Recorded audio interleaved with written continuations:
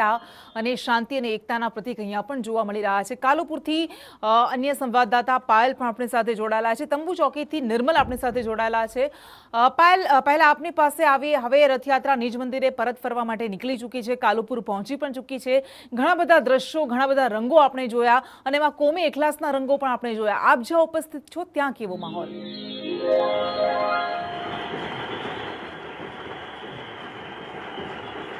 જે ચોક્કસ અત્યારે હાલમાં જે જગન્નાથ ભગવાન છે તેમનો રથ જે છે કાલુપુર સર્કલે પહોંચ્યો છે તે તેમના મોસાળેથી અત્યારે નીકળ્યા છે એમની બહેન અને ભાઈ સાથે।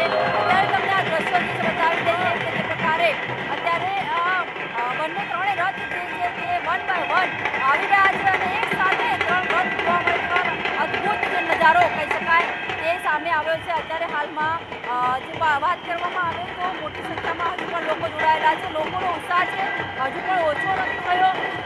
બલભદ્ર જે છે એમનો પણ રથ છે તેની પાછળ જ છે, તેમાં પણ સુરક્ષા બંદોબસ્ત સાથે જેઓ આવી રહ્યા છે। તેમની બહેન સુભદ્રા અને જગન્નાથ ભગવાન આ ત્રણેયનો રથ જે છે ત્યારે કાલુપુર સર્કલે આવી રહ્યો છે અને નીચ ગામ કહી શકાય કે નીચ ગામે મંદિરમાં જે છે તેઓ જવાના છે અને તેમની સાથે સાથે જે ભક્તો છે તે પણ તેમની પાછળ કહી શકાય કે ઉત્સાહ એમનો ઓછો થયો નથી। અત્યારે પણ તેઓ એ જ કર્તવ્ય બતાવી રહ્યા છે।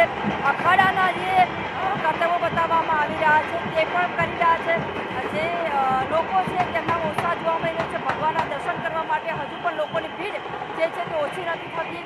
એક બાજુ કહેવાય કે દિવસભર જે પ્રકારે ગરમી હતી અને ક્યાંક વરસાદ પણ થયો હતો તેમ છતાં પણ અહીંયા જે કહી શકાય ઉત્સાહ ભગવાનને જોવાનો અને ભગવાનના દર્શન કરવાનો ઉત્સાહ જે છે તે ક્યાંય ઓછો થતો આપણને જોવા નથી મળી રહ્યો।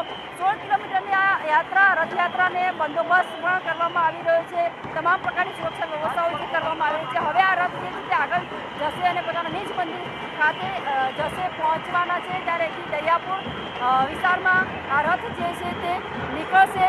કહી શકાય 1200 ખલાસીઓ દ્વારા આ રથને ખેંચવામાં આવી રહ્યા છે। આ 3 રથ જે છે તે અત્યારે હાલમાં કાલુપુર સર્કલે પહોંચી રહ્યા છે। લોકોમાં એક ઉત્સાહ છે, દર્શનનો લાભ જે છે તે લોકો લઈ રહ્યા છે।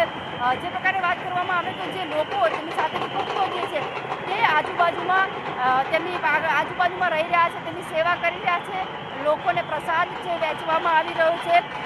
ખાસ વાત કરીએ તો એક ઓપરેશન સિંદૂરનો ટેબ્લો હતો અને તેની સાથે સાથે જે કર્તબબાજ હતા અખાડાના તે પણ એક આકર્ષણનું કેન્દ્ર બન્યા હતા, કારણ કે જે પ્રકારે તે પોતાની કર્તવ્ય બતાવી રહ્યા હતા તેમાં પણ એક આકર્ષણનું કેન્દ્ર જે છે આપણને જોવા મળી રહ્યું છે। વિવિધ ઝાંખીઓ જે છે તે પણ આકર્ષણનું કેન્દ્ર જોવા મળી રહી હતી। જે ફેક્ટ લોકો જે છે વિવિધ સ્વરૂપો ધારણ કરીને અહીંયા ઝાંખીઓ બનાવવામાં આવી હતી। કોઈ ભગવાન બન્યું છે તો કોઈ કહી શકાય કે જાનવર જે છે તે બન્યા છે અને પ્રકૃતિ પ્રેમીઓ જે છે તેમને પણ પોતાની જે ઝાંખી જે છે તે બતાવી છે। એવા અલગ અલગ દ્રશ્યો જે છે તે વહેલી સવારથી આપણને સ્ક્રીન પર જોવા મળી રહ્યા છે। અને અત્યારે ભગવાન જે છે પોતાના મોસાળથી જે પોતાના કહી શકાય કે વાઘા જે છે તે પહેરીને વિવિધ જે ઘરેણાં છે તે પહેરીને તેઓ હવે મોસાળથી પ્રસ્થાન થયા છે અલ્પાહાર કર્યા બાદ। અને અત્યારે હાલમાં જે મંદિરમાં જવા માટે નીકળ્યા છે ત્યારે આ 3 રથ જગન્નાથ અને વલ્લભભાઈ અને સુભદ્રાબેન આ 3 એક સાથે આજે નગર જગ્યાએ નીકળ્યા છે અને તેને લઈને લોકોમાં હજુ પણ એક ઉત્સાહનો